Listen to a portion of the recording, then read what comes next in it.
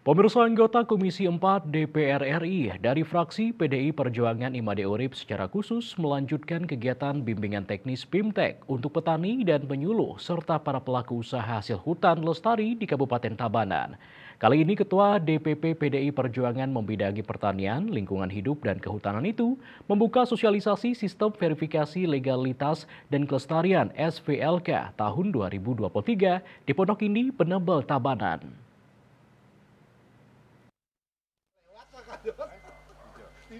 Kehadiran wakil rakyat sejuta traktor yang akrab disapa MU ini bekerja sama menggelar BIMTEK untuk menjaga kelestarian hasil hutan dengan Direktur Pengolahan dan Pemasaran Hasil Hutan, Kementerian Lingkungan Hidup dan Kehutanan KLHK. Salah satu peserta BIMTEK, IKD Yoga Artanadi mengaku sangat antusias mengikuti BIMTEK yang dipelopori langsung oleh anggota DPR RI yang terpilih 5 periode dengan 255.130 suara terbanyak di Dapil Bali dan tertinggi ke-7 nasional. Karena itu pelaku usaha milenial dari UD Fajar ini menyampaikan ucapan terima kasih kepada Made Urip beserta jajaran dari Direktur Pengolahan dan Pemasaran Hasil Hutan KLHK yang telah menggelar sosialisasi SPLK yang sangat dibutuhkan dan bermanfaat untuk para petani dan pelaku usaha perkayuan di Tabanan. Terima kasih untuk Pak Made Urip sosialisasi ini. Semoga Pak Made Urip terpilih kembali untuk DPR RI. Mewakili Kepala Balai Pengelolaan Hutan Lestari BPHL Wilayah 7 Denpasar, Neni Triana menyampaikan sosialisasi ini didukung penuh oleh Made Urip untuk merumuskan tata kelola industri kayu guna mengatasi pembalakan liar, sekaligus memperkuat produksi hasil kayu agar bisa tembus ke pasar dunia.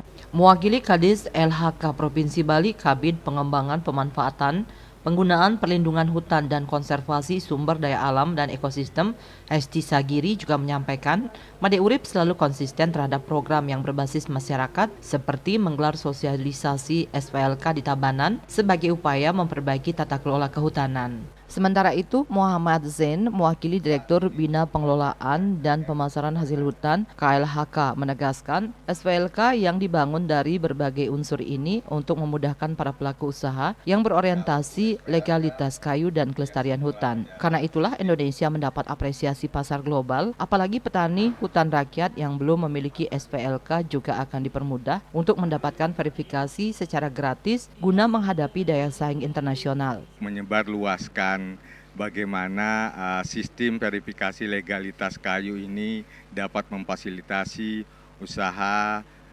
UMKM. Di sisi lain, Made Urip di sela-sela membuka sosialisasi SPLK mengakui kegiatan BIMTEK ini sebagai wujud kerjasama dengan KLHK untuk menambah wawasan sistem verifikasi legalitas kayu guna menjaga kelestarian hutan. MU mengungkapkan ratusan peserta BIMTEK ini dipastikan sudah paham bagaimana menjaga kelestarian hutan sesuai dengan visi Nangun Satkati Loka Bali agar alam dan lingkungan bisa terjaga dengan baik. Apalagi sudah ada aturan minimal 30% harus menjadi hutan dan kawasan hijau, sehingga harus menjaga alam dan lingkungan dengan baik. Undang-Undang 41 tahun 99 tentang kehutanan, kita di sana diamanatkan bahwa satu kawasan itu minimal harus punya 30% kawasan hutan, kawasan yang hijau.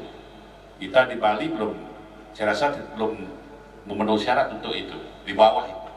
Nah, tantangan kita ke depan, bagaimana menjaga ini, meningkatkan ini, hutan kita. Karena kalau hutan kita rusak, terutama di hulu, ini akan berpengaruh terhadap sektor yang lain, terutama sektor pertaniannya.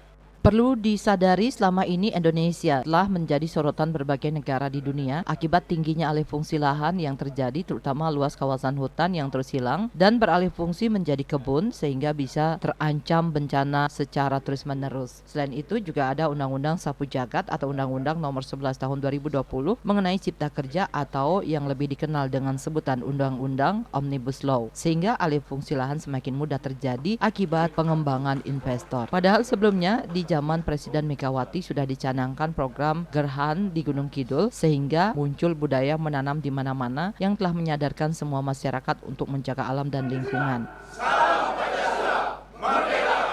Indrawan, Bali TV.